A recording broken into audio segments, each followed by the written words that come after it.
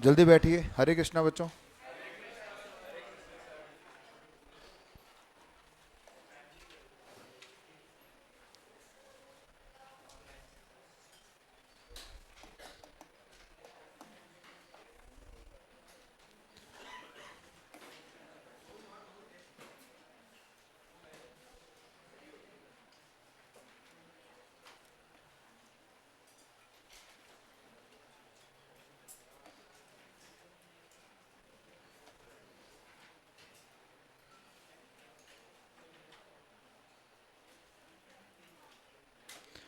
Topic जो हमारा चल रहा है इसमें टीडीएस, टीसीएस और एडवांस टैक्स। चैप्टर नंबर 7 है ना इसका ये, और lecture number 74। TDS TCS advance tax का टॉपिक है ये, और इसमें लेक्चर नंबर 74 हम स्टार्ट कर रहे हैं आज। और लास्ट क्लास तक हमने 194 डबल बी तक हमने कंप्लीट कर लिया था, और आज हम स्टार्ट कर रहे हैं 194 सी। तो टीडीएस का दूसरा मोस्ट इंपॉर्टेंट सेक्शन 194 सी है। लगाओ ट्रिपल स्टार इस पे भी। पहला 194 ए था बच्चों, और दूसरा कौन सा 194 सी। सी मतलब contract. C stand for contract. TDS on payment to contractor या सब कॉन्ट्रैक्टर। अगर आपने किसी काम का कॉन्ट्रैक्ट दिया है किसी को, और इस कॉन्ट्रैक्ट के एवज में आप पेमेंट करते हैं, तो उस पेमेंट पर आपको टीडीएस काटना पड़ेगा। देखिए, जो व्यक्ति कॉन्ट्रैक्ट लेता है उसे कॉन्ट्रैक्टर बोलते हैं, और जो कॉन्ट्रैक्ट देता है वो कॉन्ट्रैक्टी होता है। पेमेंट कौन देगा? कॉन्ट्रैक्टरी कॉन्ट्रैक्टर को पेमेंट देता है। तो टीडीएस किसका कटता है? कॉन्ट्रैक्टर का कटता है। नॉर्मली क्या है कि ये वर्ड सेम टू सेम है, तो गलती कर जाता है स्टूडेंट कि पेयर और पेई। टीडीएस काटेगा कौन? पेयर। किसका कटेगा? पेई का। तो पेयर और पेई सेम साउंड हो रहा है, पर यहाँ पर क्या कॉन्ट्रैक्टर और कॉन्ट्रैक्टी। तो टीडीएस काटेगा कौन? कॉन्ट्रैक्टर। किसका? कॉन्ट्रैक्टरी का। नहीं, गलत हो जाएगा, क्योंकि कॉन्ट्रैक्टर वो व्यक्ति है जिसको पेमेंट मिलेगा, और जिसको पेमेंट मिलता है वो कौन होता है? पेई होता है। तो अगर आपने कोई काम दिया है अपने कॉन्ट्रैक्ट बेस पर, और उस कॉन्ट्रैक्ट बेस के काम पर आप कोई पेमेंट कर रहे हैं, तो आप टीडीएस काटेंगे सेक्शन 194 सी के अंदर। यहाँ पर पेयर कौन होगा? सेम 194 ए।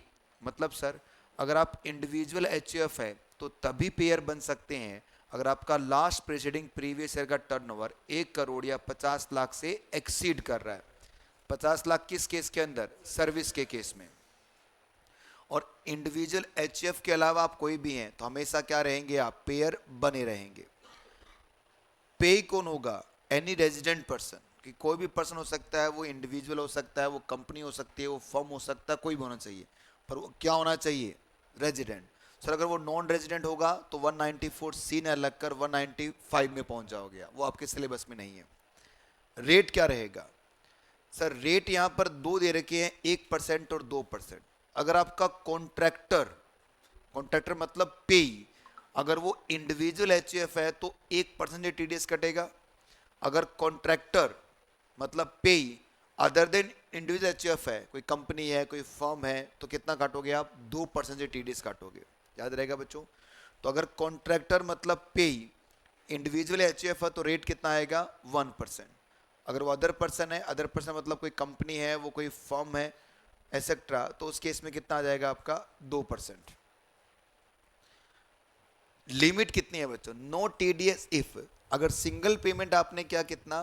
30,000 का, और एग्रीगेट पेमेंट क्या, कितना आपने? 1 लाख का। मतलब सर आओ समझते हैं। मतलब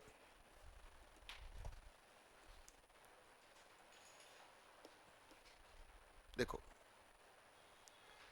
जैसे मान लीजिए एमसीसी ने कॉन्ट्रैक्ट दिया है मिस्टर पी को, तो अब एमसीसी पेमेंट कर रही है मिस्टर पी को, इन्होंने पहला पेमेंट किया मिस्टर पी को कितने का, 25,000 का। बताओ सेक्शन 194 सी में टीडीएस आएगा क्या? नहीं सर, क्योंकि सिंगल पेमेंट 30,000 से ज़्यादा नहीं है और एग्रीगेट पेमेंट तो वैसे भी इतना ही है। इन्होंने फिर दूसरा पेमेंट किया किसी और डेट को।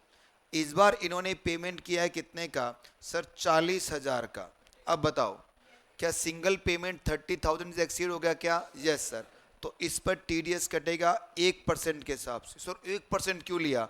क्योंकि मिस्टर पी कौन है बच्चों? कॉन्ट्रैक्टर है, और कॉन्ट्रैक्टर इंडिविजुअल है, तो रेट कितना हो जाएगा? 1%। कितना टीडीएस आ गया? 400 रुपये। अब तीसरा पेमेंट किया गया बच्चों फिर से कितने का? 40,000 का। अब बताओ टीडीएस कटेगा क्या? Yes sir. कितने पे कटेगा? 40 पे? नहीं, सोचिए एग्रीगेट पेमेंट कितनी हो चुकी है आपकी? 1 लाख से ज्यादा हो गई है। तो अब आपकी टोटल एग्रीगेट पेमेंट कितनी है? 1,05,000। क्या एग्रीगेट पेमेंट 1 लाख से एक्सीड कर गई? Yes sir. पर इसमें से 40 पर तो पहले टीडीएस कट चुका है, देखो ये रहा। तो बताओ बैलेंस कितना बच गया?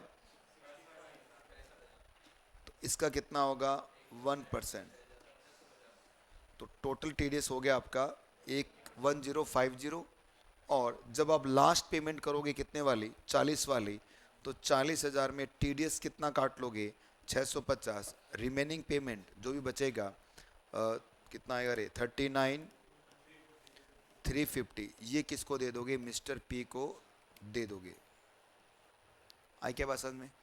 अगले पेज पे एक क्वेश्चन लिखा हो, करके देखिए अपने आप।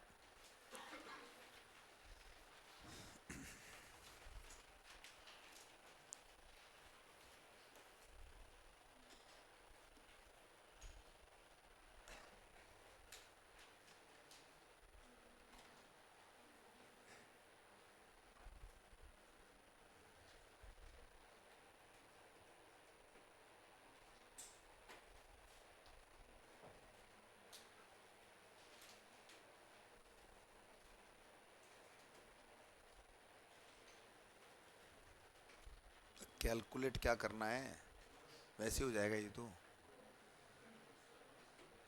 मिस्टर पी ने पेमेंट किया रामू को, रामू कॉन्ट्रैक्टर है। पहला पेमेंट किया 1/5 को 25 का, नहीं कटेगा टीडीएस। फिर 35 का, फिर टीडीएस 350 काट दिया, फिर 25 का, नहीं कटेगा टीडीएस, क्योंकि एग्रीगेट अमाउंट 1 लाख से एक्सीड नहीं हो रही। फिर आपने कितना किया? 25 किया, तो एग्रीगेट अमाउंट 1 लाख से एक्सीड करेगा। कितना हो गया? 1,10,000। पर उस पर 35 पे तो पहले टीडीएस आ चुका है, तो रिमेनिंग अमाउंट पर कितना होगा? 1%, 750।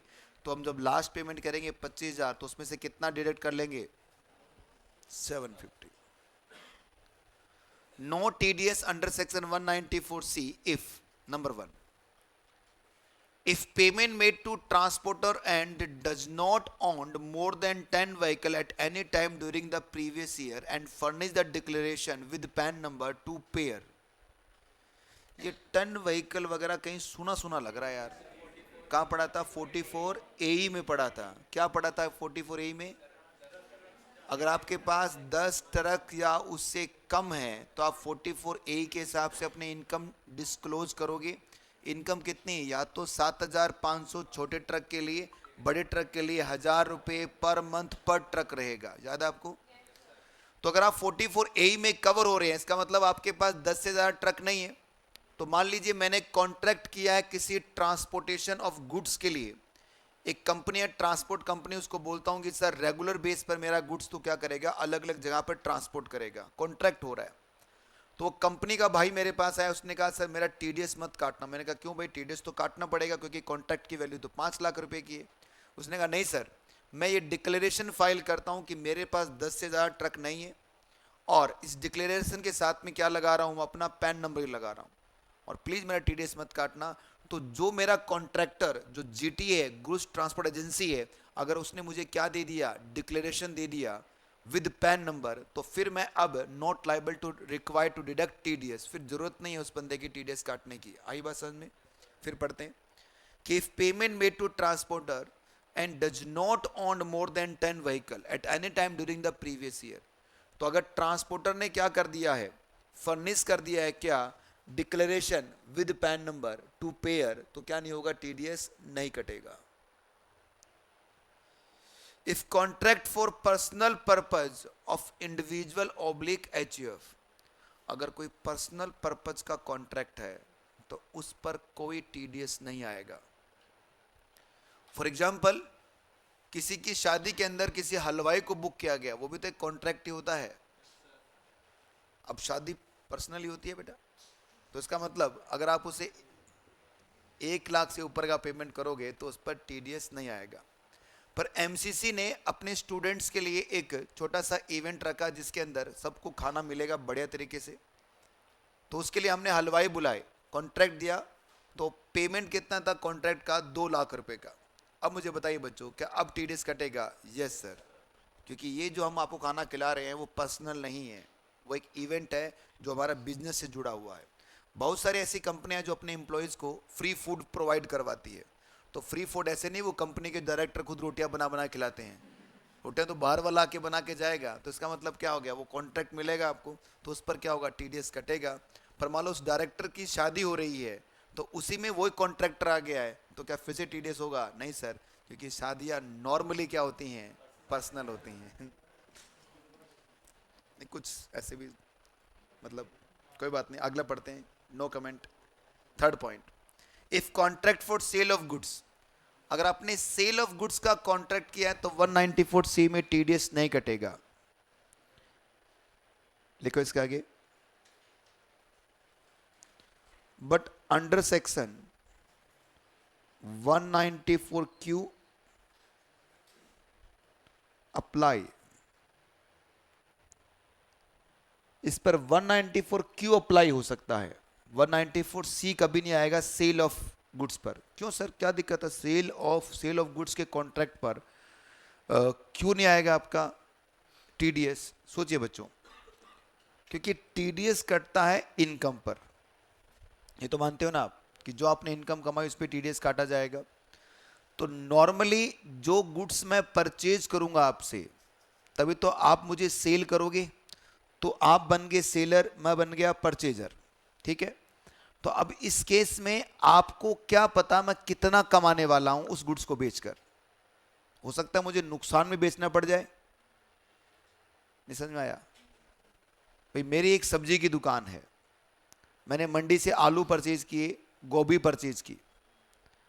अब गोभी सुबह सुबह फ्रेश है तो अपना मनचाहा रेट में ले रहा हूं, ताजा गोभी है।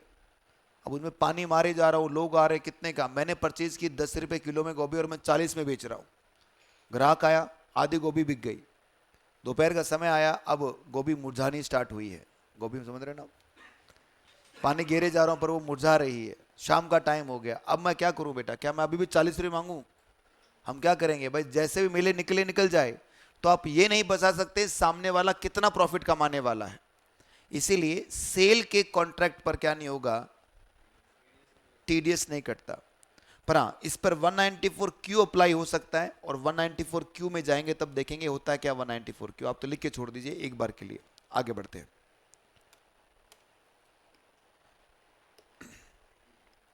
194C ऑन वर्क कॉन्ट्रैक्ट पे भी अप्लाई रहेगा। जो आपका वर्क कॉन्ट्रैक्ट होता है उस पर भी 194C ही अप्लाई होगा। तो वर्क कॉन्ट्रैक्ट का मतलब क्या वो यहां बता रखा है। वर्क कॉन्ट्रैक्ट का मतलब बच्चों, कोई एडवर्टीजमेंट या ब्रॉडकास्ट या टेलीकास्ट, आपने ऐसा कॉन्ट्रैक्ट किया है एडवर्टीजमेंट का, ब्रॉडकास्ट का, टेलीकास्ट का।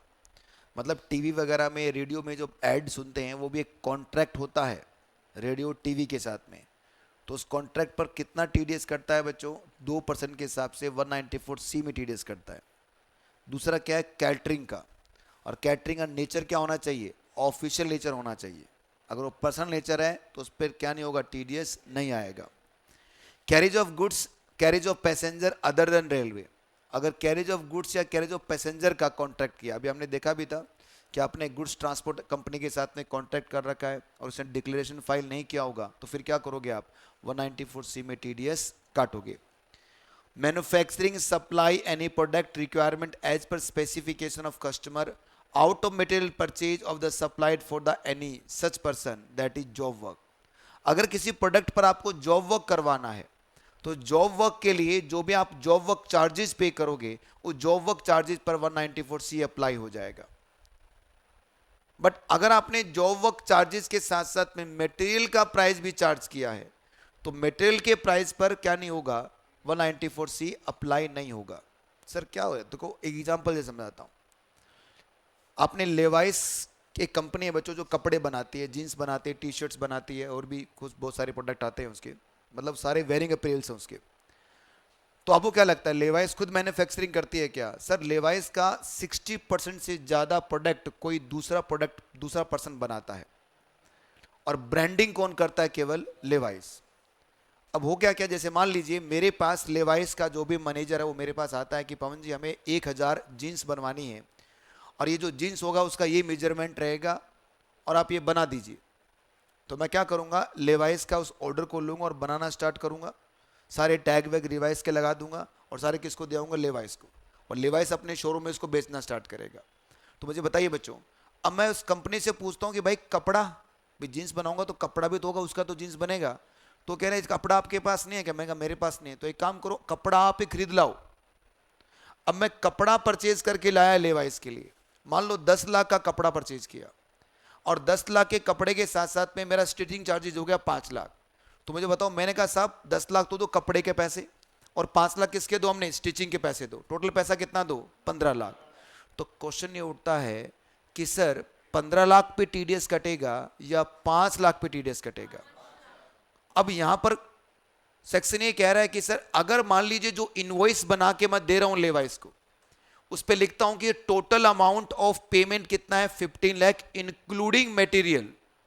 मतलब मैंने क्या नहीं चार्ज किया, अलग से नहीं दिखाया किसको? मटेरियल को या स्टिचिंग चार्जेस को अलग से नहीं दिखाया, तो पूरे 15 पर क्या लग जाएगा? टीडीएस लग जाएगा। पर अलग अलग अलग शो कर रखा है मैंने कि सर मटेरियल का तो 10 लाख, स्टिचिंग चार्जेस कितना है? 5 लाख, तो सिर्फ स्टिचिंग पे लगेगा। सर मटेरियल पे क्यों नहीं लगेगा? वो तो सेल का कॉन्ट्रैक्ट हो गया, और सेल के कॉन्ट्रैक्ट पर 194C नहीं आता। एक इधर साइड में एक छोटा सा मैंने डायग्राम बना के आपको दे रखा है, दिख भी रहा होगा आपको, इसको पढ़ के देखिए। रेड में जो है आपके पास, जो ब्लैक में है,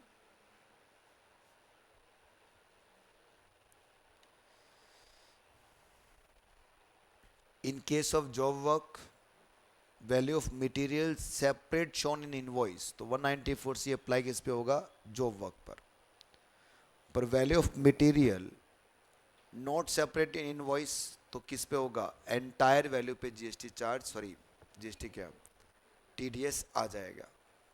ठीक है, क्योंकि जीएसटी में भी टीडीएस टीसीएस चल रहा है ऊपर, जीएसटी में भी पढ़ेंगे अपन टीडीएस टीसीएस। तो ऊपर वाली क्लास में मतलब अपने जीआई 8+9 में वही पढ़ा रहा हूँ, तो बार बार वो है ना, एकदम गियर चेंज करना पड़ता है हमें भी। उधर वो चल रहा है, फिर इधर आगे वो टीडीएस सेम होता तो निकल जाता है फ्लो में। आओ बढ़ते हैं आगे। एक नोट है बच्चों, नोट क्या बोलता है? ये payment to client to advertisement agency, it is a work contract, section 194C apply होगा। और payment to advertisement agency to TV channel, newspapers, radio etcetera, तो 194C अप्लाई नहीं होगा। मतलब सर देखिए बच्चों, आपने बहुत बार पेपर पढ़ा है, न्यूज़पेपर पढ़ते हैं आप, टीवी में ऐड वगैरह देखते हैं, तो ये किस तरह से होता है मैं बताता हूँ आपको। जैसे मान लो हमें एक पेपर में ऐड देना है, दैनिक भास्कर या पत्रिका में मुझे ऐड देना है। अब दो तरीके हैं मेरे पास, या तो मैं पत्रिका के ऑफिस में जाऊंगा और मैं कहूंगा साहब मुझे फ्रंट पेज पे ऐड देना है, बताओ क्या चार्जेज है। तो उनका खुद का एक डिपार्टमेंट बना हुआ है, एडवर्टीजमेंट डिपार्टमेंट। वो आपको बोलेंगे सर आगे से मुड़ना और पीछे से 3 नंबर रूम है उसमें जाके चले जाना, वहाँ पर अफसर मिलेंगे उससे बात कर लो। तो मैं वहाँ गया, मैंने कहा साहब इस तरह से मुझे पेपर में ऐड देना है, तो कितना चार्जेस? उन्होंने बताया कि सर 10 लाख रुपए का चार्जेस है। मैंने कहा डन, और मैंने पेपर में ऐड दिया और इनको कितना पेमेंट किया? 10 लाख रुपए का। तो जब मैं दैनिक भास्कर को 10 लाख रुपए का पेमेंट करूंगा तो मैं क्या करूंगा? 2% के हिसाब से टीडीएस काट के पेमेंट करूंगा। 2% क्यों सर? क्योंकि दैनिक भास्कर इंडिविजुअल नहीं है, नहीं वाईचीएफ है, वो कोई कंपनी या कोई कंपनी है। वो आई बात समझ में? आगे बढ़ते हैं। मैं दैनिक भास्कर के पास गया, मैंने कहा साहब मुझे एक पेपर में ऐड देना है। उसने कहा 10 लाख रुपए लगेगा और ऐड 3 दिन के बाद आएगा। मैं कहा मुझे तो कल ही देना है। उनका नहीं, हमारे पास पूरे स्लॉट बुक है, 3 दिन के बाद आना। तो मैंने सोचा चलो ठीक है, पत्रिका के पास चले जाते हैं फिर। तो मुझे कोई पर्सन मिला दैनिक भास्कर के नीचे, उसने कहा क्या हुआ? मैंने कहा साहब मुझे पेपर में ऐड देना था कल के लिए, और देखो पैसा भी लेके आया था मैं, पर ये लोग बोल रहे हैं कि बुकिंग है, पूरा का पूरा बुक है, तो क्या करें? उसने कहा एक काम करो, यहाँ पर एक एडवर्टीजमेंट एजेंसी वाला है जिनका दैनिक भास्कर के साथ टाई अप चल रहा है, आप उनके पास जाओ, वो कुछ कर सकते हैं आपका। तो मैं उसके पास गया, मैंने कहा भाई साहब ऐसे ऐसे और ऐसे ऐसे ऐसे, अब बताओ क्या करना है? उसने कहा देखो 10 लाख रुपए लगेंगे, ऐड आपका कल आ जाएगा। मैं कहा आप कैसे ले आओगे? उसने कहा सर हमारा पहले से स्लॉट बुक है, वो बुकिंग कह रहे हैं ना, बुकिंग है, वो हमारी ही बुकिंग है। अब वो जो बुकिंग में हमें पहले ऐड करना था वो बाद में कर देंगे, पहले आपको करवा देंगे। नहीं समझ में आया?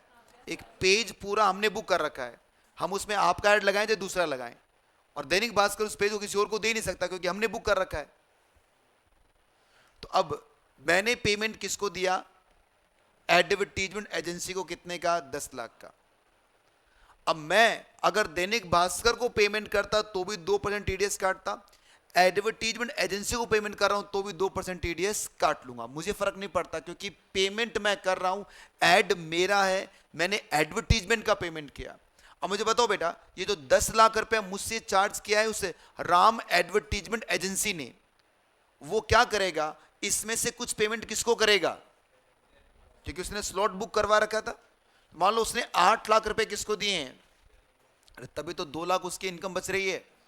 अभी जो 8 लाख कौन पेमेंट कर रहा है? Advertisement agency to Rajasthan Patrika या दैनिक भास्कर। क्या इस 8 लाख पर भी टीडीएस आएगा क्या? आंसर इज नो, क्योंकि ये एड राम एडवर्टीजमेंट का थोड़ी था, एड तो किसका था? मिस्टर पी का था। आ रही है बात समझ में? तो जब प्रिंसिपल टू प्रिंसिपल काम होता है वहां पर क्या नहीं आता? टीडीएस नहीं आता, क्योंकि ये भी तो प्रिंसिपल और वो भी प्रिंसिपल है। मैं यहां प्रिंसिपल नहीं हूं, मुझे तो ऐड चलवाना है। तो सीधी सिंपल लैंग्वेज के अंदर क्या हो गया कि सर अगर क्लाइंट ने पेमेंट किया एडवर्टीजमेंट एजेंसी को और उन्होंने किसको दिया है? न्यूज़पेपर को, तो इसके बीच में तो 194C आ जाएगा, पर इनके बीच में 194C नहीं आएगा। पर अगर डायरेक्ट पेमेंट हो गया, यहां से यहां डायरेक्ट पेमेंट हो गया, तो भी 194C आ जाएगा। एक थोड़ा डायग्राम बना रखा, पढ़ के देखिए समझ में आ रहा क्या?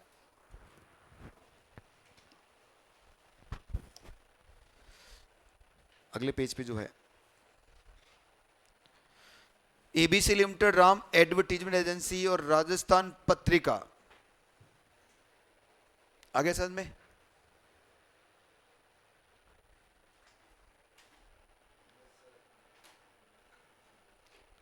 बंद रहना एग्जाम्पल में। अब एक और क्लेरिफिकेशन सीबीडीटी ने दिया। देखो होता क्या है, एक होता है news channel, sorry TV channels, एक होता प्रोडक्शन हाउस। जितना भी हम जो टीवी देखते हैं, टीवी चैनल्स लगाते हैं, तो क्या वो जो भी मटेरियल चल रहा है उस टीवी के अंदर, क्या वो टीवी चैनल वाले बनाते हैं? नहीं, वो नहीं बनाते उसको। मतलब कहना क्या चाह रहे हो? जैसे जी टीवी है बच्चों, आपने जी टीवी स्टार्ट किया और जी टीवी 8 से 9 के बीच में कोई सीरियल चला रहा है, तो क्या वो सीरियल जी टीवी ने बनाया है क्या? नहीं बनाया उसने तो किसी प्रोडक्शन हाउस से बनवाया है। अब एक होता है प्रोडक्शन हाउस, एकता कपूर नाम सुना होगा, वो काफी सारी सीरियल्स बनाती है बालाजी टेलीफिल्म्स के नाम से। अब जी टीवी को 8 से 9 का जो प्राइम टाइम है, उसमें कुछ ना कुछ सीरियल चलाना है, किसमें? अपने जी टीवी के प्लेटफॉर्म पर। अब वो किसके पास पहुंचते हैं? एकता कपूर जी के पास, बालाजी टेलीफिल्म्स के पास। इन्होंने कहा कि एकता जी हमें 8 से 9 के बीच में एक प्रोग्राम चलवाना है। एकता जी ने बताओ किस तरह का प्रोग्राम बना के दें आपको, हम इसको बनाने में एक्सपर्ट है, आप ही एडवाइस कर दीजिए कि किस तरह का प्रोग्राम 8 से 9 में लोग देखना पसंद करेंगे। तो एकता कपूर जी कहते हैं 8 से 9 के बीच में पूरा परिवार बैठता है और परिवार के अंदर महिलाएं भी रहती हैं। हाँ बात तो सही है, तो एक काम करिए, आप सास बहू का कोई चटपटा प्रोग्राम बनवा लीजिए, मतलब जिसमें सास बहू आपस में नोक झोंक हो, लड़े, हस्बैंड का कोई रोल ना हो पूरे प्रोग्राम में। वैसे भी नहीं होता, वैसे भी तो कोई रोल ना हो, ऐसा प्रोग्राम बनाएं। तो जी टीवी ने कहा ठीक है, तो एकता कपूर जी कह रहे हैं कि इस प्रोग्राम को बनाने के लिए हम आपसे 5 करोड़ रुपया या 50 करोड़ रुपया चार्ज करेंगे और हम इसके आपको 100 एपिसोड बना के दे देंगे। ठीक है, डील डन हो गई। अब जीटीवी क्या करेगा बच्चों, एकता कपूर जो कितना पेमेंट करेगा, 50 करोड़ का पेमेंट करेगा। तो जब 50 करोड़ का पेमेंट किया जा रहा है प्रोडक्शन हाउस को, तो जीटीवी 2% के हिसाब से क्या काट लेगा, टीडीएस काट लेगा। क्योंकि प्रोडक्शन हाउस के साथ में क्या हुआ है, हमारा कॉन्ट्रैक्ट हुआ है कि वो 100 एपिसोड हमारे स्पेसिफिकेशन के हिसाब से बना के दिया जाएगा। भाई मुझे तो चाहिए ना इस तरह का प्रोग्राम, तो ये टीडीएस काट लिया जाएगा। मुझे बताओ जीटीवी को क्या फायदा। अब जीटीवी जब इसको टेलीकास्ट करेगा तो इसके बीच के अंदर जो एड आती है, उन एड कंपनियों से जीटीवी क्या करेगा, अपनी इनकम कमाएगा। ये तो समझ में आ रहा है आपको ये। अब इसी एग्जांपल को फिर से रिपीट करते हैं। जीटीवी को 8 से 9 के बीच में प्रोग्राम चाहिए। जीटीवी कहां पहुंचा, एकता कपूर जी के पास। उन्होंने कहा सर बताइए कौन सा प्रोग्राम। कहा आप बताओ कि 8 से 9 के बीच में सास बहू का प्रोग्राम सही रहेगा। जीटीवी कह रहा है कि इसको एकता कपूर को। उन्होंने कहा ठीक है बना देते हैं। पर एकता कपूर जी कह रहे हैं देखिए आपको एक सास और एक बहू का प्रोग्राम चाहिए था, पर हमारे पास पहले से 100 एपिसोड हमने टेलिक बना रखे हैं जिसमें एक सास और 2 बहू है और चटपटा तो बहुत ही ज्यादा है। बताओ वो चाहिए क्या। मतलब जो कंटेंट है वो ऑलरेडी कुछ बना हुआ है, पर मुझे कुछ दूसरा कंटेंट चाहिए था। अब उसमें तो टाइम लगेगा बनाने में। उन्होंने कहा ये पड़ा हुआ चाहिए तो ये ले लो, पूरे 100 एपिसोड बना रखे हमने। तो जीटीवी ने कहा ये कितने में दोगे। उन्होंने कहा साहब इसका डिस्काउंट प्राइस चल रहा है 40 करोड़ का। अब मुझे बताइए बच्चों, कंटेंट जो ऑलरेडी बना हुआ है क्या वो जीटीवी के स्पेसिफिकेशन के हिसाब से बना है क्या, नहीं बना। तो अब इसके ऊपर क्या नहीं होगा, ये कॉन्ट्रैक्ट नहीं है, ये एक सेल हुई है। कॉन्ट्रैक्ट का मतलब क्या है, आप अपने हिसाब से काम करवा रहे हो। सेल का मतलब क्या है, जो बना हुआ है उसको लेके जा रहे हो आप। तो ये बना बनाया लेके जा रहे हैं, इसलिए इस पर क्या नहीं होगा। अभी लॉकडाउन के अंदर सभी लोगों ने रामायण जरूर देखा होगा। वो प्रोग्राम बहुत पहले बन चुका है, 88 90s में बना हुआ प्रोग्राम है वो। और वो लॉकडाउन में जिस भी टीवी ने परचेज किया और चलाया, वो बना बनाया प्रोग्राम था। तो जो कॉन्ट्रैक्ट थोड़ी हुआ है, ये तो क्या हो गया, सेल हो गया। तो इस पर 194C अप्लाई नहीं होगा। ओटीटी प्लेटफॉर्म समझते हैं आप। ओटीटी प्लेटफॉर्म पर 2 तरह के वेब सीरीज चलते हैं। एक तो ओटीटी प्लेटफॉर्म खुद बनवाता है और एक बना बनाया प्रोग्राम वो परचेज करता है जो रन होता है। जैसे मूवीज वगैरह बनी बनाई है, वो रन हो गई, वो किसने नहीं बनाया, ओटीटी ने नहीं बनाया। जो मूवी बन गई है उसको परचेज कर रहा है, तो जो परचेज कर रहा है उस पर टीडीएस नहीं आएगा, पर जो अपना कंटेंट बनवा के चला रहा है उस पर टीडीएस आ जाएगा। आई बात समझ में। नीचे छोटा सा एग्जाम्पल बना, पढ़िए जल्दी से, और इस पर एक अलग से स्टार मार्क कर देना इस सास बहू वाले एग्जाम्पल पे।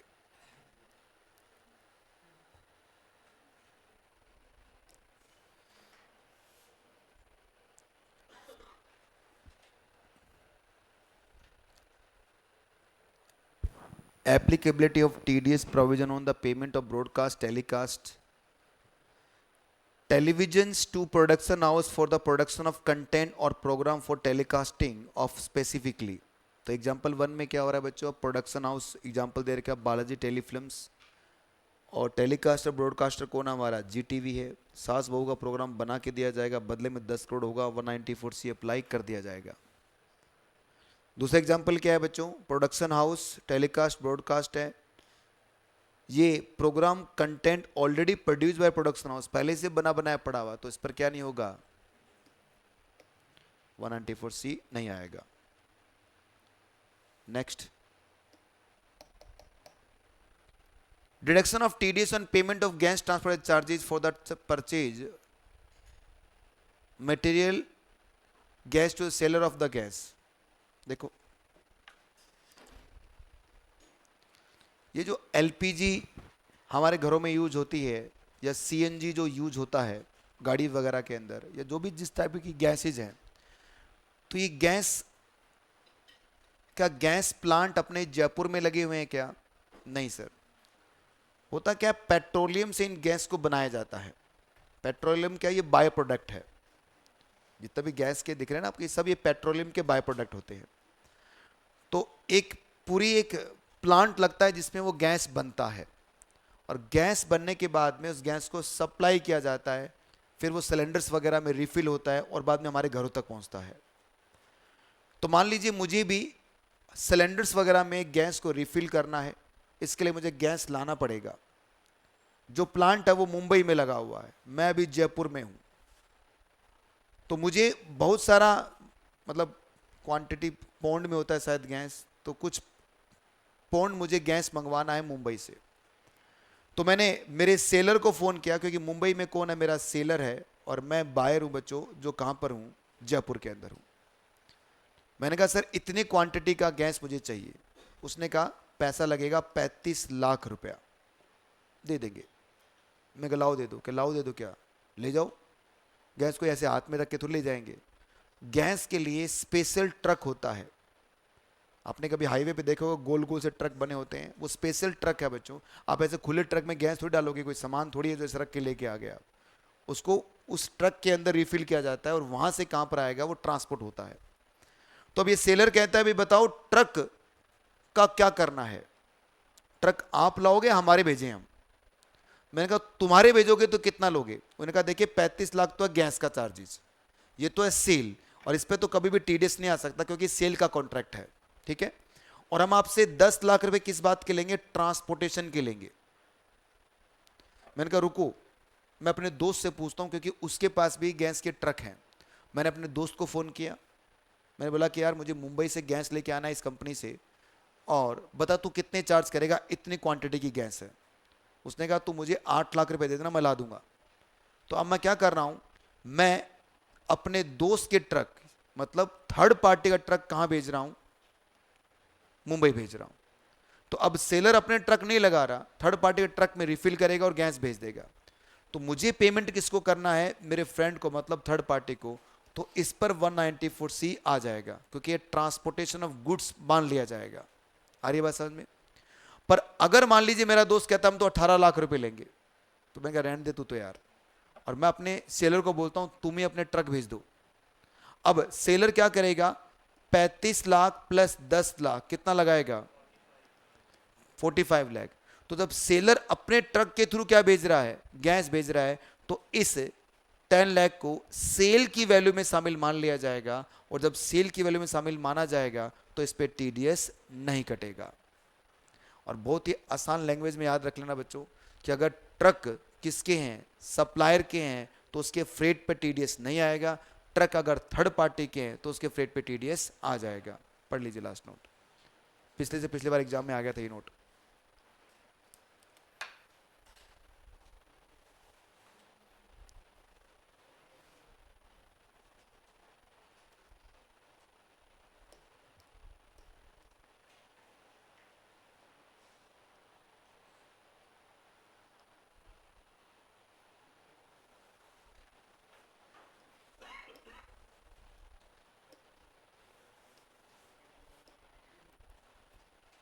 हाँ जी, पढ़ा आपने।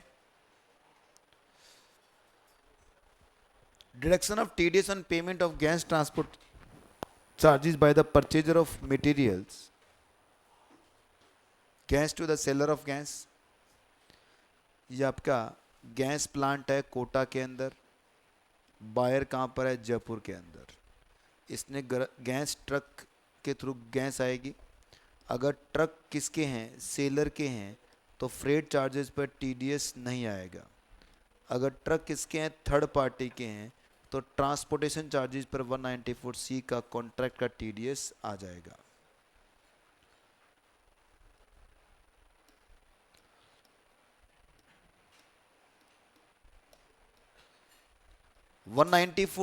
सी मतलब कॉन्ट्रैक्ट था बच्चों, कॉन्ट्रैक्ट और सब कॉन्ट्रैक्ट।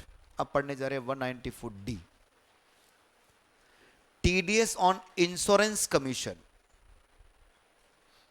इंश्योरेंस के कमीशन पर जो टीडीएस, इंश्योरेंस के कमीशन जो दिया जाएगा उस पर 194D में इंश्योरेंस कंपनी टीडीएस काटेगी। बहुत सारे एजेंट्स होते हैं बच्चों इंश्योरेंस के। आपको अगर कोई इंश्योरेंस करवाना है तो उन एजेंट्स के थ्रू आप क्या करवा सकते हैं, अपना इंश्योरेंस करवा सकते हैं। और बदले में इंश्योरेंस कंपनी उन एजेंट्स को क्या देती है, कमीशन पे करती है। तो मान लीजिए मैं एक इंश्योरेंस एजेंट हूं, और आप मेरे पास आए और मैं आपका इंश्योरेंस करके दे रहा हूं, तो मैं आपका जो इंश्योरेंस करके दूंगा उसके बदले में मेरी इंश्योरेंस कंपनी मुझे क्या करेगी, कमीशन देगी। तो पैसा मुझे मिलेगा कमीशन का, दे कौन रहा है, इंश्योरेंस कंपनी। तो जब इंश्योरेंस कंपनी अपने एजेंट को कमीशन देती है और वो कमीशन 15,000 से ज्यादा का है पूरे साल का, तो उस पर 5% के हिसाब से क्या होगा, टीडीएस काट लिया जाएगा। आई बात समझ में? देखो, पेयर कौन है, इंश्योरेंस कंपनी। पे कौन है, रेजिडेंट एजेंट। लिमिट कितनी है बच्चों, 15,000। और रेट क्या होगा, इस तरह बना लीजिए इसको, 5%। ठीक है। टीडीएस कब काटा जाएगा, क्रेडिट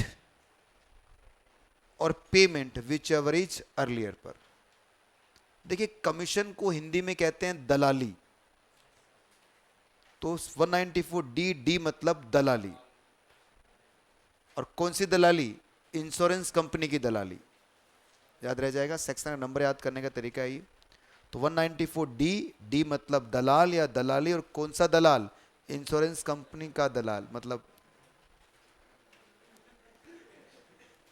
देखिए, मैं सिर्फ इसको याद करवाने के लिए मैं इसी बार बोल रहा हूं ताकि आपको याद हो जाए, ठीक है ना।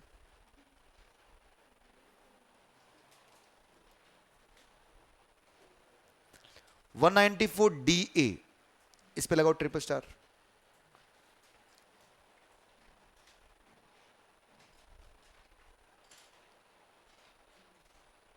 इधर समझिए आप, देखिए एक बार, एक पर्सन अपना लाइफ इंश्योरेंस करवाता है। मान लीजिए एक मिस्टर एक्स है, इन्होंने अपना लाइफ इंश्योरेंस करवाया, एलआईसी करवाया। तो इसे क्या देना पड़ेगा, एलआईसी का प्रीमियम देना पड़ेगा। और इस प्रीमियम पर इसको एटीसी मिल जाएगा। भूल गए, एटीसी क्या था, एलआईसी। बताओ क्या क्या लिमिट थी, 2012, 1/4/2012 से पहले, इसके बाद, और 1/4/2013 के बाद 10 और 15%। याद आएगा? चलो भाई, जिनको याद नहीं आया तो तकलीफ उनको है भाई, भगवान उनकी आत्माओं को शांति दे। क्योंकि आत्मा शांत नहीं है तभी तो याद नहीं है। नॉर्मली एक विद्यार्थी का जो काम है इस एज में पढ़ना है, वो पढ़ने के अलावा कुछ और कर रहा है तो वो गलत कर रहा है अपने भविष्य के साथ, है ना। तो एलआईसी का प्रीमियम पे किया, उस पर आपको एटीसी मिल गया। अब जब एलआईसी की मैच्योरिटी होगी, एलआईसी की मैच्योरिटी बेटा दो केस में हो सकती है, या तो उस पर्सन की डेथ हो गई या फिर वो पीरियड पूरा हो गया। दोनों केस में एलआईसी मैच्योर हो जाएगी और जो भी सम इंश्योर्ड है वो अमाउंट किसको मिल जाएगा, उस पर्सन को या उसके लीगल हाइट्स को दे दिया जाएगा। तो जब मैच्योरिटी हो रही है तो मैच्योरिटी के समय जो पैसा आपको मिलेगा उस पैसे पर 194 डीए अप्लाई होगा या नहीं होगा, ये हम चेक कर रहे हैं। अब गवर्नमेंट ये कह रही है कि सर जो एलआईसी आपने परचेज की थी, अगर वो पॉलिसी, जो पॉलिसी आपने ली थी वो पॉलिसी सेक्शन 1010 में कवर है, जो पॉलिसी आपने ली थी अगर वो पॉलिसी सेक्शन 1010 में कवर है, तो ये मान लिया जाएगा कि सर जितना भी पैसा आपको मैच्योरिटी पर मिला है पूरा अमाउंट, वो सब क्या हो जाएगा, एग्जम्प्ट हो जाएगा, एक भी पैसा टैक्स नहीं आएगा। और जब पैसा एग्जम्प्ट होगा तो फिर टीडीएस का एप्लीकेशन भी नहीं आएगा। कि फिर से आपको पहले दिन लेके चलता हूं कि जब तक पेयर के हाथ में, पे के हाथ में पैसा टैक्सेबल नहीं होगा तब तक पेयर टीडीएस नहीं काटेगा। तो जब ये पूरी मैच्योरिटी एग्जम्प्ट है तो फिर टीडीएस किस बात का, टीडीएस तो इनकम पे कटता, हो तो इनकम है भी नहीं वैसे भी। आई बात समझ में? फिर सुनिए, अगर ये पॉलिसी 1010 में कवर है सर हमें कैसे पता चलेगा पॉलिसी 1010 डी में कवर है? भाई बिल्कुल सीधी सी बात है, आपने एटीसी पढ़ा था, वहां कुछ लिमिट्स मैंने पढ़ाई थी, 20%, 10% और 10 और 15%। अगर आपने इसी परसेंटेज के अंदर ये जो 20%, 10%, 15% है, अगर इसी परसेंटेज के अंदर क्या दिया है, प्रीमियम पे किया है, तो पूरा आपको एटीसी मिलेगा और आपकी पॉलिसी 1010 डी में भी कवर मानी जाएगी। पर अगर आपने इनसे ज्यादा क्या दिया है, प्रीमियम दिया, फॉर एग्जाम्पल प्रीमियम देना था 40,000 का, आपने दे दिया है 60,000, तो इसका मतलब क्या हो गया, एटीसी में कितना जाएगा, 40,000 जाएगा। हमने क्वेश्चन में खूब सारे किए हैं बच्चों। पर जब आपने इस लिमिट से ज्यादा प्रीमियम दे दिया है तो आपकी पॉलिसी 1010 डी में कवर नहीं मानी जाएगी। और अगर पॉलिसी 1010 डी में कवर नहीं है तो जो भी पैसा आपको मिलेगा वो सब क्या हो जाएगा, टैक्सेबल हो जाएगा। और जब टैक्सेबल होगा तो 194 डीए भी अप्लाई कर दिया जाएगा। फिर यहां पर सेक्शन कहता है, यहां पर भी लिमिट है कि अगर जो पैसा आपको मिल रहा है, जो पॉलिसी विड्रॉल जो आप कर रहे हैं वो पैसा मिल रहा है, अगर वो 1 लाख से कम का है तो भी सेक्शन 194 डी नहीं आएगा, डीए नहीं आएगा। डीए क्यों नहीं आ रहा बच्चों, क्योंकि लिमिट यहां कितना रखा हुआ है उसका, 1 लाख का। पर अगर पैसा 1 लाख से ज्यादा मिला आपको और पॉलिसी भी 1010 डी में कवर नहीं है तो फिर 194 डीए की एप्लीकेशन आ जाएगी। सोचिए कि एक लाइफ इंश्योरेंस कॉर्पोरेशन ने पेमेंट किया होगा मैच्योरिटी पर मिस्टर एक्स को। अगर ये पॉलिसी 1010 डी में कवर है तो फिर कोई जरूरत नहीं किसकी, टीडीएस की। अगर 1010 डी में कवर नहीं है और अमाउंट आपकी अप टू कितना है, 1 लाख है, तो भी किसकी जरूरत नहीं है, टीडीएस की। पर अमाउंट अगर आपकी 1 लाख से ज्यादा हो, 1010 डी में आप कवर नहीं है, तो फिर टीडीएस कटेगा। तो टीडीएस कटेगा तो फिर क्या होगा, 194 डीए अप्लाई होगा। और डीए क्या बोलता है कि सर 5% के हिसाब से टीडीएस काटा जाएगा। पर टीडीएस अमाउंट ऑफ विड्रॉवल या मैच्योरिटी पे नहीं कटने वाला, जितना आपने कमाया है उस पर कटने वाला है। मतलब सर दो बातें क्यों बोल रहे हो, देखिए 1 लाख की जो लिमिट है ये कौन सी है, कितना पैसा मैच्योरिटी पे आपको मिला, जितना पैसा मैच्योरिटी पे आपको मिला है अगर वो 1 से ऊपर है तो टीडीएस का एप्लीकेशन हो जाएगा। पर जब टीडीएस का एप्लीकेशन आएगा तो टीडीएस उस अमाउंट पे नहीं कटेगा, टीडीएस तो उस अमाउंट पे कटेगा जितना आपने अर्न किया है। सुनो सुनो, एक बात बताओ, जैसे मान लीजिए मैंने 5 साल तक इंश्योरेंस प्रीमियम पे किया, हर साल मैं 10-10 हजार का इंश्योरेंस प्रीमियम पे करता था और पॉलिसी के मैच्योरिटी पर मुझे 1,10,000 रुपया मिला।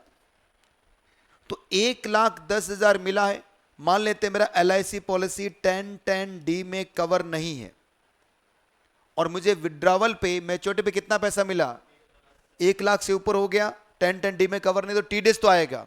अब टीडीएस आएगा तो क्या मैंने 1,10,000 कमाया है क्या, अरे 50,000 का प्रीमियम भी तो पे किया था, तो कमाया कितने मैंने, 60,000। तो टीडीएस जो 5% है वो किस पे कटेगा, आई बात समझ में, आओ पढ़ते हैं।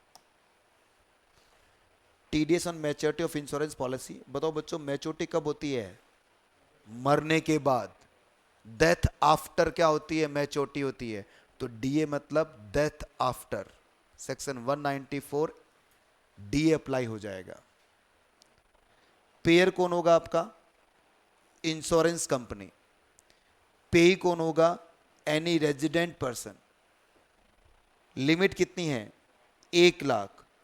अमाउंट रिसीव्ड ऑन मैच्योरिटी, ये 1 लाख कौन सी है, कितना मिला वो देखना है, ग्रोस अमाउंट।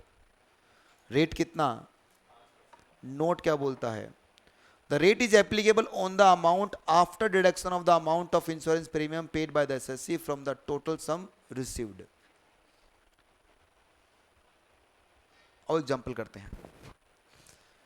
इंश्योरेंस पॉलिसी आपने 1/7/2019 को ली है, सम इंश्योर्ड कितना आपका, 5 लाख का। इंश्योर आपने करवा रखा है 5 लाख का। इंश्योरेंस प्रीमियम कितना पे किया आपने, 1.5 लाख। कितना प्रीमियम पे कर सकते थे, 50,000। आपने कितना पे कर दिया, इसका मतलब पॉलिसी 1010D में कवर नहीं है। और जब पॉलिसी 1010D में कवर नहीं है तो फिर क्या होगा, टीडीएस का एप्लीकेशन आएगा। मैच्योरिटी की वैल्यू कितनी है, और अब रिसीव्ड कब हो रही है, ये 30/6/2022 को। कैलकुलेट करो टीडीएस कितना आएगा। क्या आपको 1 लाख से ज्यादा मैच्योरिटी मिली है क्या? Yes sir.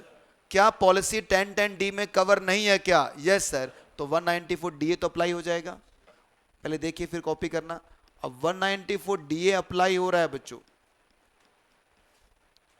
तो बताइए आपको अमाउंट रिसीव्ड ऑन मैच्योरिटी कितना है। Amount received on maturity 5 lakh. इसमें से लेस करोगे आप क्या, प्रीमियम।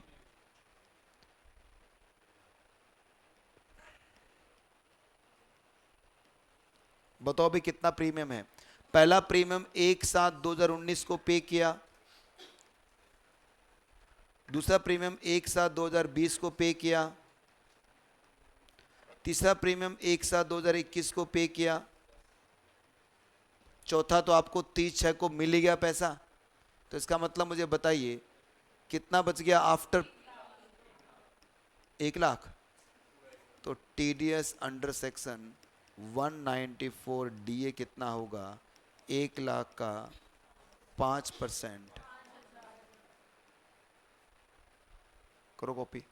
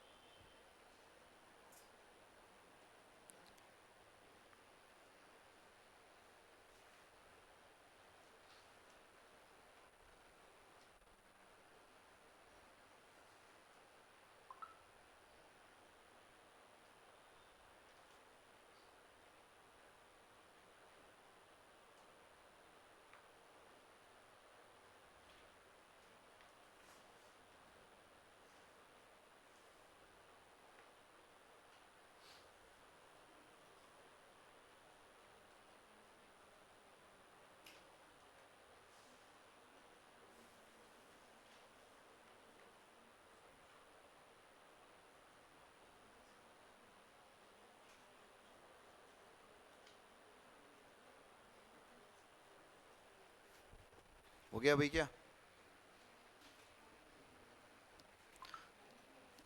एक नोट लिखा है इसके नीचे मैंने, if policy cover under section 1010D no TDS fully exempt on the maturity.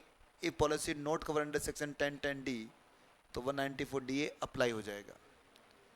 अगले पेज में बता रखा है मैंने 1010D का मतलब, और वहां पर बस एक डेट एक्स्ट्रा लिखी है, 1/4/2023। दिख रही है क्या आपको? 1/4/2023 के बाद में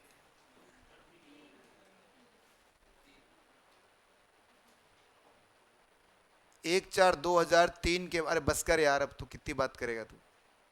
1/4/2003 के बाद में सारी पॉलिसी, इससे पहले 1/4/2003 से पहले सारी पॉलिसी कहाँ होती थी, 1010D में कवर हुआ करती थी।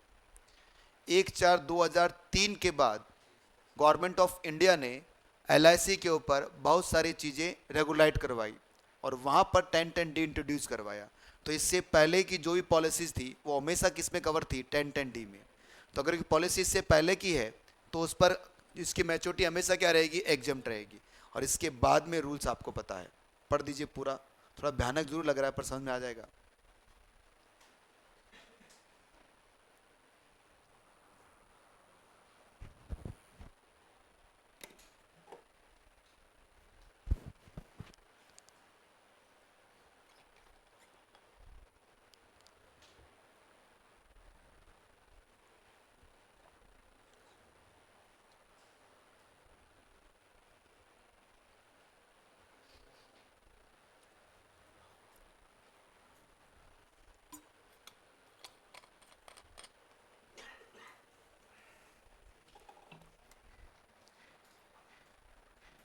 हटा दूं?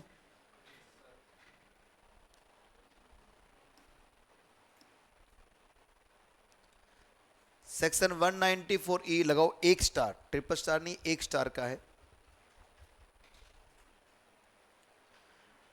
TDS on payment to non resident sports person, non resident sports association और non resident sports, sorry non resident entertainer. साफ नजर आ रहा है बच्चों ये सेक्शन किसके लिए बना हुआ है?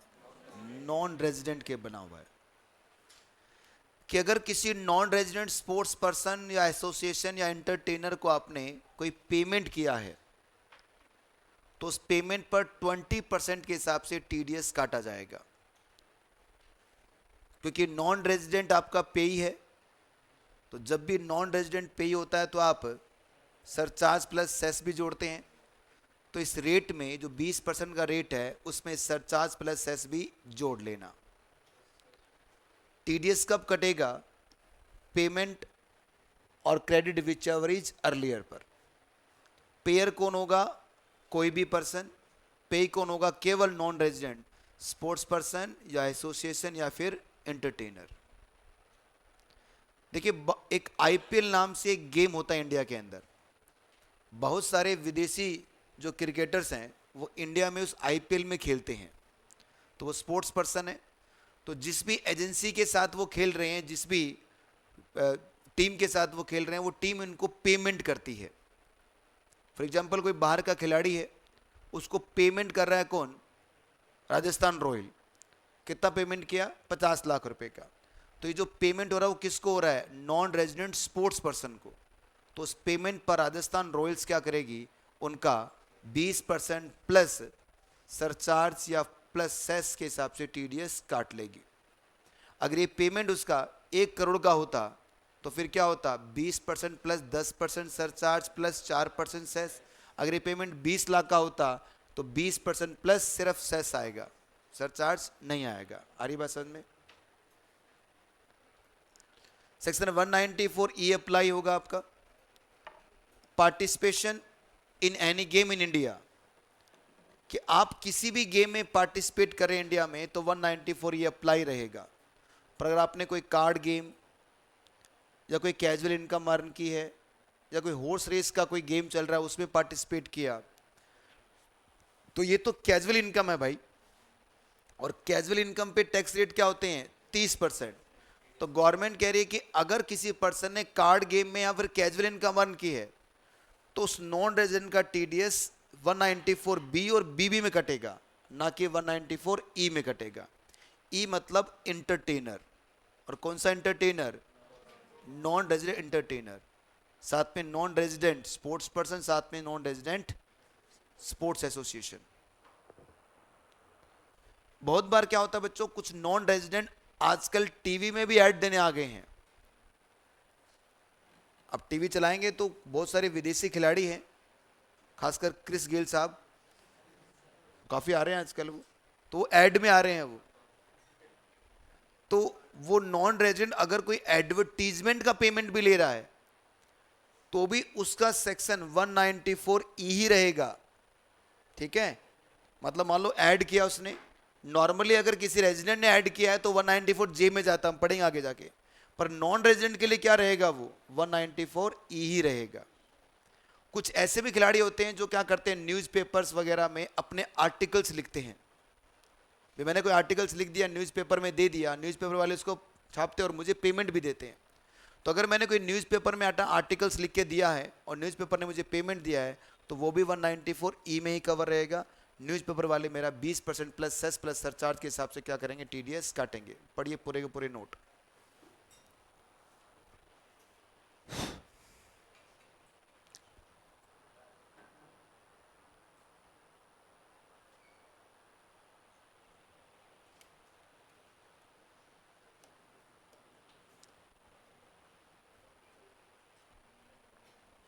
पढ़ लिया क्या भाई? ये जो पहले वाला नोट है ना, ये वाला, इस पर एमसीक्यू मार्क करना।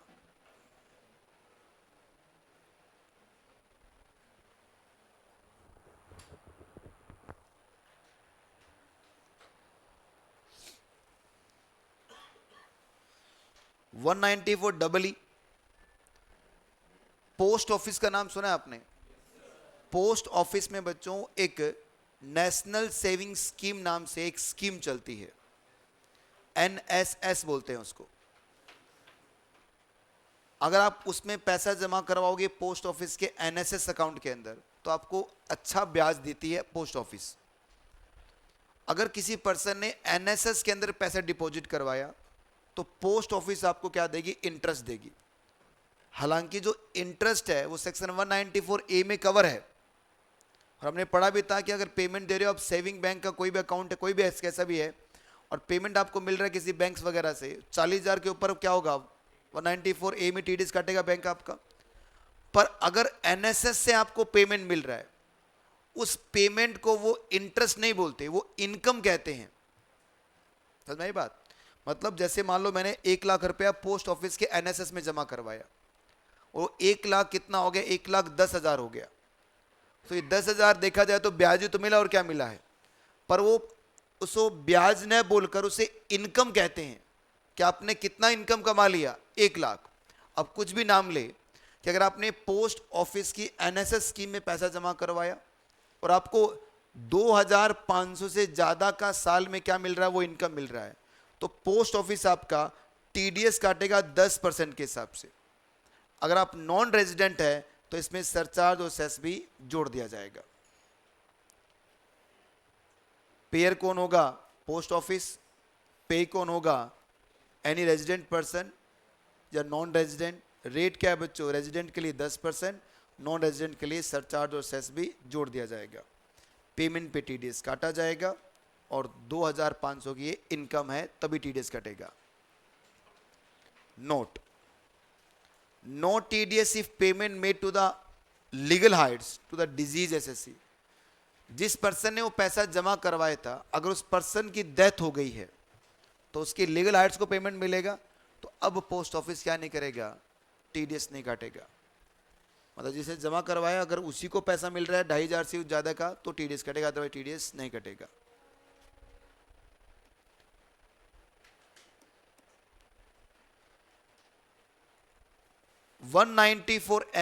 F मतलब फंड, और कौन सा फंड? Mutual fund.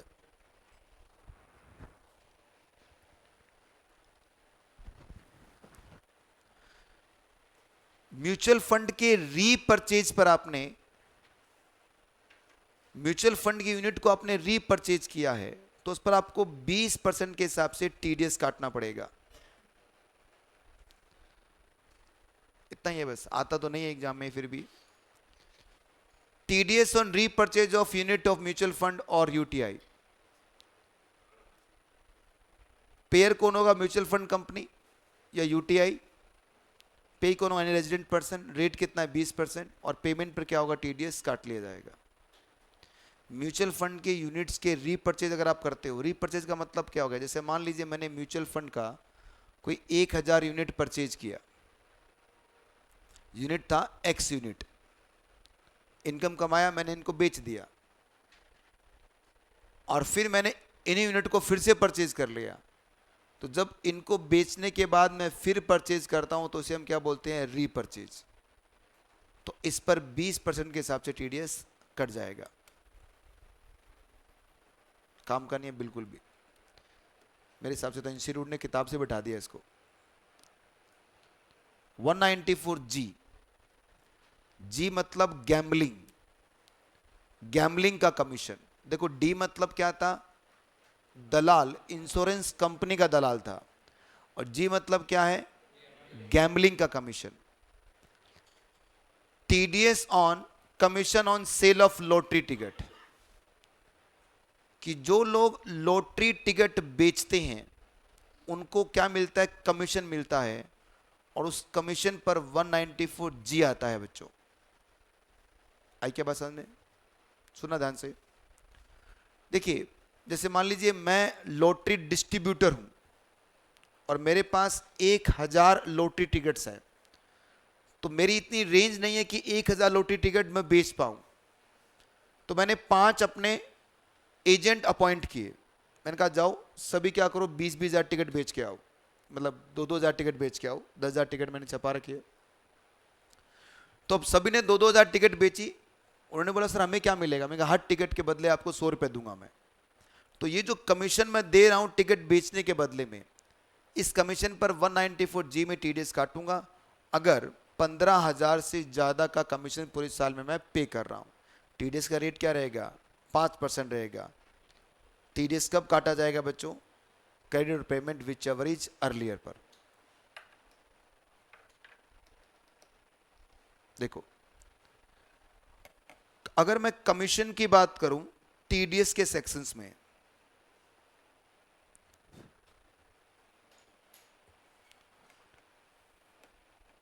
तो कमीशंस 3 सेक्शन में है बच्चों। सेक्शन 194D, 194G और 194H। ये तीनों ही सेक्शन किसके हैं? कमीशन के हैं। इनमें सिमिलरिटी क्या है? तीनों में ही 15,000 की लिमिट है। अच्छी बात यह है, सिमिलरिटी क्या है? तीनों में ही रेट कितना है? 5% है। पर में डिफरेंस क्या है कि सर पहला जो है 194D, ये इंश्योरेंस कमीशन के लिए है। 194G लॉटरी के टिकट्स के इस कमीशन के लिए है। और 194H ये एक जनरल सेक्शन है। ये दो स्पेसिफिक सेक्शन है बच्चों कि इंश्योरेंस का कमीशन होगा तो 194D ही रहेगा। जी, अगर लॉटरी टिकट बेचा है तो उसके कमीशन में 194G आएगा। दो स्पेसिफिक है। इनके अलावा कोई भी कमीशन है कि सेल का कमीशन हो गया, आपने सेल पे कमीशन दे रखा है आपने, या फिर अपने किसी और चीज पे कमीशन दे दिया आपने, तो उन सब पर क्या आएगा? 194H आएगा। तीनों में लिमिट कितनी है? तीनों का रेट कितना है? बस डिफरेंस क्या है बच्चों? इनके नाम के अंदर। तो डी मतलब इंश्योरेंस कंपनी के दलाल, जी मतलब कौन हो गया? और इनके अलावा जो बच गया वो हर टाइप का कमीशन किस में आता है? एच में। एच मतलब हर टाइप का कमीशन, हर टाइप का कमीशन 194H। अरे याद करना पड़ेगा कैसे भी। देखिए, अगर आपको लगता है अटपटी बात तो मैं नहीं बोलता ये चीजें, आप सीधा याद कर लीजिए, पर नहीं याद कर पाओगे।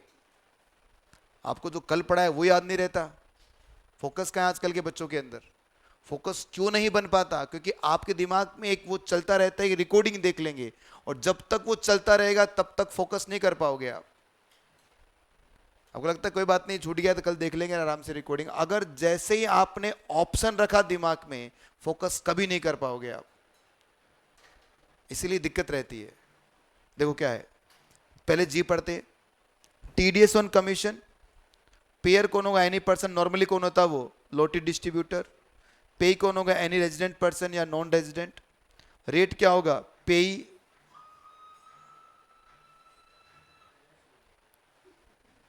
बढ़िया था यार। 5% होगा, और नॉन रेजिडेंट होगा तो कितना हो जाएगा? सरचार्ज और सेस जुड़ जाएगा। लिमिट कितने हैं? 15,000। कैडर पेमेंट विच एवरेज अर्लियर पे टीडीएस काटा जाएगा। अब बात करते हैं हम किसकी? एच की। TDS on commission other than 194D और 194G। जहां पर डी और जी नहीं आता वहां पर क्या आता है? हर टाइप का कमीशन आता है बच्चों। पेयर कौन होगा? रुको एक मिनट, पहले तो ट्रिपल स्टार तो लगाया नहीं, इस पे लगाओ ट्रिपल स्टार। तीसरा सेक्शन है ये, सबसे पहले लिखवाया था मैंने, सेक्शन 194A, C और H। बीच में स्टार लग रहे हैं पर ट्रिपल स्टार नहीं लग रहे हैं। एक आधा स्टार एमसीक्यू पूछ सकते हैं, यहां से पॉइंट हो सकता है। डीए भी मतलब ट्रिपल स्टार लगवाया है मैंने, पर क्योंकि हो सकता है क्योंकि काफी सालों से पूछा ही नहीं डी एग्जाम के अंदर, इसलिए बोल रहा हूं मैं।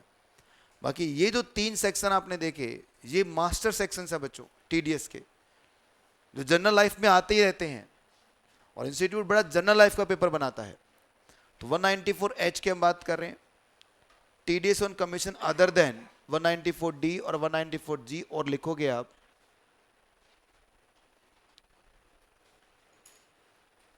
यहां मत लिखो, इसके नीचे लिख देना। यहां लिखोगे तो कंफ्यूजन सा रहेगा। यहां लिख देना पॉइंट नंबर 2 में।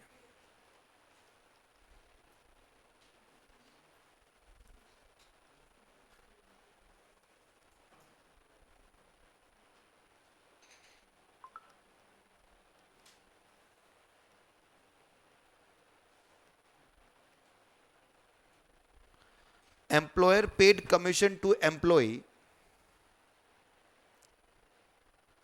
Under section 192 apply, under section 194 H not apply. क्योंकि एम्प्लॉयर ने जो कमीशन दिया है बच्चों, वो सैलरी का हिस्सा बनता है, और सैलरी पे क्या आता है, 192 आता है, इसीलिए वो वहां कवर होगा। उसके अलावा सारे कमीशन कहां जाएंगे, यहां पर। पेयर कौन होगा, सेम एज 194A। ये क्या था, अगर आप इंडिविजुअल एचएफ हैं तो पेयर तभी बनेंगे अगर पिछले साल का टर्नओवर 1 करोड़ या 50 लाख से प्रोफेशनल सर्विसेज आपकी एक्सीड कर रही है। इनके अलावा हमेशा किस में रहेंगे आप, 194A में कवर रहेंगे। पे कौन होगा, एनी रेजिडेंट पर्सन। लिमिट क्या है, 15,000। रेट क्या है, 5%। क्रेडिट और payment which average earlier. No TDS under section 194H. Commission on brokerage payment by BSNL, MTNL to their PCO franchisees. अभी काम क्या है बचा, मॉड्यूल में पड़ा हुआ है, और फिर मैंने रखा हुआ है, मैंने भी, पर ये काम का नहीं बचा बच्चों। अब पुराने ज़माने में, किसी ज़माने में क्या होता था, STD PCO हुआ करते थे। लोगों को फ़ोन पे बात करनी होती थी तो सबके घरों में फ़ोन नहीं थे, मोहल्ले में एक आधा फ़ोन हुआ करता था, तो लोग STD PCO पे जाकर अपने दिल की बात करके आते। दिल की बात ही तो होती है फ़ोन पे। आजकल तो क्या है बच्चों, STD PCO छोड़िए, घर के फ़ोन भी हट गए हैं, सबके पास अपने पर्सनल फ़ोन हैं। घर में जितने सदस्य हैं सबके अपने पर्सनल फ़ोन है, और उनमें 2-2 सिम डली हुई है। तेरी एक ही सिम है अभी तक, दूसरी सिम सिर्फ एक स्पेसिफिक टाइम पर ऑन होती है।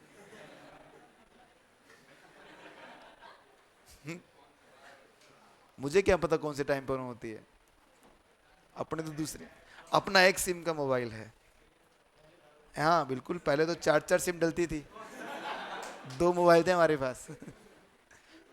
अब सब मोबाइल बेच दिए हमने, अब बस एक ही सिम है। चलो अब जैसा भी है भाई। एक नीचे नोट स्पेस और लिख दोगे क्या, एक नोट, या इधर लिख दो, चलो। तो पहले बात तो खत्म करें इसको। तो उस जमाने में BSNL और MTNL के ही STD पीस हुआ करते थे, तो वो अपने एजेंट के थ्रू क्या कर रहे थे, MTNL और BSNL वो STD पीस फिक्स करवाया करते थे। तो जो एजेंट था उसको MTNL BSNL क्या दे रहा था, कमीशन दे रहा था, और MTNL और BSNL दोनों ही गवर्नमेंट कंपनी थी, इसलिए इन पर TDS काटना मना कर दिया गवर्नमेंट ने, कि हमारे इस कमीशन पे हम TDS नहीं काटेंगे। अब ये पूरा अमाउंट ही खत्म हो गया बेटा। अब तो STD पीसी छोड़िए, ये कंपनियां अब मरने की कगार पे खड़ी हैं।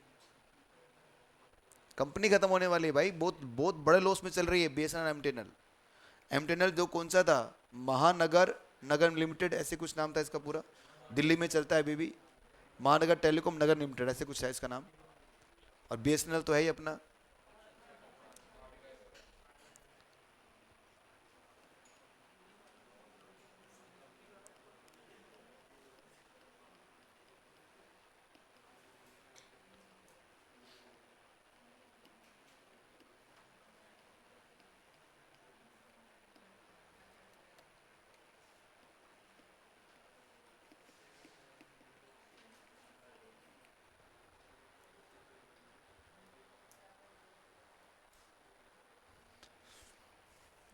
पर्सनल कमीशन के नेचर पर 194H नहीं आएगा। फॉर एग्जाम्पल, मुझे अपना मकान बेचना है, तो ब्रोकर के पास गया, ब्रोकर ने कहा भाई साहब 1 लाख रुपए लूंगा, मकान बेच दूंगा। तो ये 1 लाख का जो मैं उसे कमीशन है तो दे रहा हूँ, क्या ये कमीशन मेरा पर्सनल नेचर है क्या, यस सर, इस पर 194H नहीं आएगा। किसी आदमी को अपनी शादी करनी है, हो नहीं रही, नहीं अपने हो गई भाई, 2 बच्चे हैं अपने तो, समझ गया ना, पर्सनल नेचर के ऊपर कमीशन नहीं आएगा। आज के लिए इतना ही बच्चों, हरे कृष्णा। एक मिनट, ऑनलाइन में काफ़ी सारे डाउट आ गए हैं भाई। करण ने डाउट पूछा है कि गैस वाले में ट्रांसपोर्ट एजेंसी वाला इंफॉर्मेशन फर्निश करे कि उसके पास लेस देन 10 ट्रक है। हाँ बिल्कुल हो जाएगा भाई करण, अगर वह इंफॉर्मेशन फिल कर देगा तो नहीं आएगा, फिर टीडीएस नहीं आएगा। वैसे बता दूं कि जो स्पेशल ट्रक रखते हैं वो कोई 10 ट्रक वाले नहीं होते, वो बड़े बड़े ट्रक वाले होते हैं। छोटे मोटे लोग थोड़ी होंगे जो स्पेशल ट्रक बना के रखेंगे। फिर भी अगर वो डिक्लेरेशन फाइल कर दे 10 ट्रक की तो फिर टीडीएस नहीं आएगा। 20, 10, 10, 10, 15 इन केस ऑफ हैंडीकैप्ड। अच्छा उसने बताया होगा। मैच्योरिटी वाले एग्जाम्पल में 30/6/2022 की रिप्लेस कर सकते हैं क्या? 30/7/2022 होता तो क्या होता? तो बेटा उस केस के अंदर, मैच्योरिटी वाले केस में ये डेट चेंज करता, फिर मैं ये पॉलिसी की डेट चेंज कर देता मैं। अगर मैच्योरिटी आप इस डेट को करोगे, एक बात बताइए, 5 लाख की पॉलिसी लिए तो 6 लाख का प्रीमियम थोड़ी भरूंगा मैं। 5 लाख की पॉलिसी लूंगा तो 5 लाख या उससे कम का प्रीमियम भरूंगा। तो अगर आप जो मुझसे पूछ रहे हैं यस सैनी, मैच्योरिटी वाले एग्जाम्पल में 30/6 की जगह 30/7 होता तो क्या होता, तो ये क्वेश्चन में एरर होती, और फिर मैं क्या बोलता, इस 30/7 को चेंज करके 30/6 कर लो। ठीक है, हरे कृष्णा।